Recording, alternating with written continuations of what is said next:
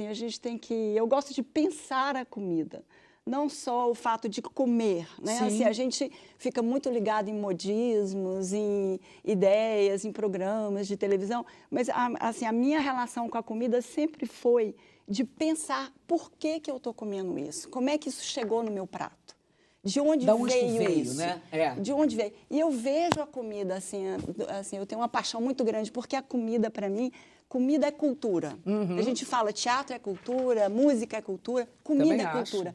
Por quê? Porque a comida, ela está associada à memória. Ela está associada à ancestralidade. Ela está associada às... Assim, eu fico pensando, por exemplo, vendo o Dunk. Ele que é de uma família que veio de fora, vamos dizer assim, imigrantes. E eu fico vendo o que une uma cultura. Além da... Eu sempre penso música e comida. Super. Memória de comida. Porque o que você carrega quando você é um imigrante, quando você é um fugitivo? O que você pode carregar? Memória. A maioria das pessoas fugitivos, diferente de imigrantes, eles não carregam nada. Então, o que eles carregam? Eles carregam a memória. E o que você tem na memória? É a sua infância, é a sua comida, são os cheiros, os sabores. E eu incluo música nisso porque acho que música é uma coisa muito importante. Então, assim, quando eu penso, eu morei muitos anos fora do Brasil, e do que eu sentia saudade? Da comida, né? E da música. É isso. Da comida e da música. Então, assim, eu morava fora, minha mãe ia me visitar. O que ela levava para mim? Um pacote de sonhos de valsa. Então, assim, não é o melhor chocolate do mundo. Eu morava na Europa, tem chocolate maravilhoso. Mas o que eu sentia saudade? Era disso. Daquele sonho de valsa, daquele sonho de valsa. É o que me aquele biscoito remete. Globo da praia, né? Exatamente. Então, assim, hoje, quando eu penso, eu fico vendo... assim, as notícias de hoje, a gente acaba ficando até muito triste, mas quando você vê, assim, 18, sei lá quantos milhões de refugiados no mundo, as pessoas caminhando ali você vê as pessoas saindo, leva às vezes um saco, né, uma sacola, menino e tal.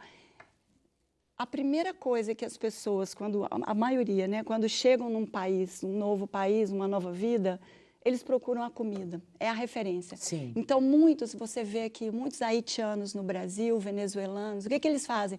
Eles abrem pequenos restaurantes, pequenas bancas, food truck. Tem aquelas feiras, tipo, junta local, Exatamente. que eles aparecem, até Porque lá, nossa, é uma delícia. Todo mundo vem, É. todo mundo vem. Eu lembro de ouvir uma vez sobre o Charles Aznavour, que era um armênio, e foi forçado a mudar para a França, e ele falava, né, que a coisa que ligava os armênios, que todos iam para esse restaurante onde eles se encontravam.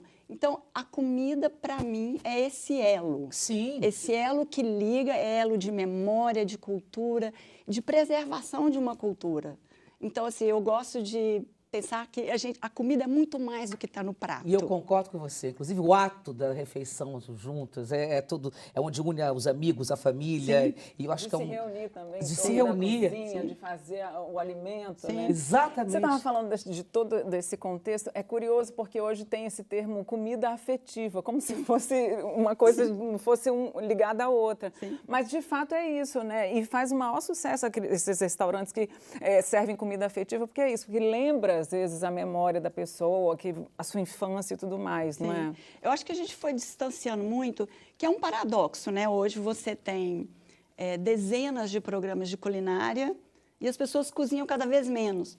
Então, assim, nos centros urbanos, que muito mais gente, as casas diminuíram, o tempo diminuiu, ninguém tem tempo de cozinhar. As pessoas compram Eu tinha comida. pensado o contrário, que a gente estava cozinhando mais, exatamente por causa dos programas, quantidade de livro que vende. Você cozinha? Eu adoro cozinhar, sim. Mas é uma raridade, não é todo mundo. Eu falo assim, você pega a pessoa, média, né, É que eu de acho que eu morei centros muito tempo urbanos. sozinho também. Aí você teve que aprender, né? Teve que aprender. Mas, assim, a maioria das pessoas ou compra pronto. No Brasil, a gente ainda tem essa vantagem, né? Que a gente tem essa tradição de comer cozinhar arroz, em casa, de feijão. fazer a sua comida. Mas eu fui muito influenciado pela minha avó. Assim, eu não conhecia os pais da minha mãe, eu conheci os pais do meu pai. E minha avó chamava Ana, eu morei com eles uma época. Minha filha chama Anitta por causa da minha avó.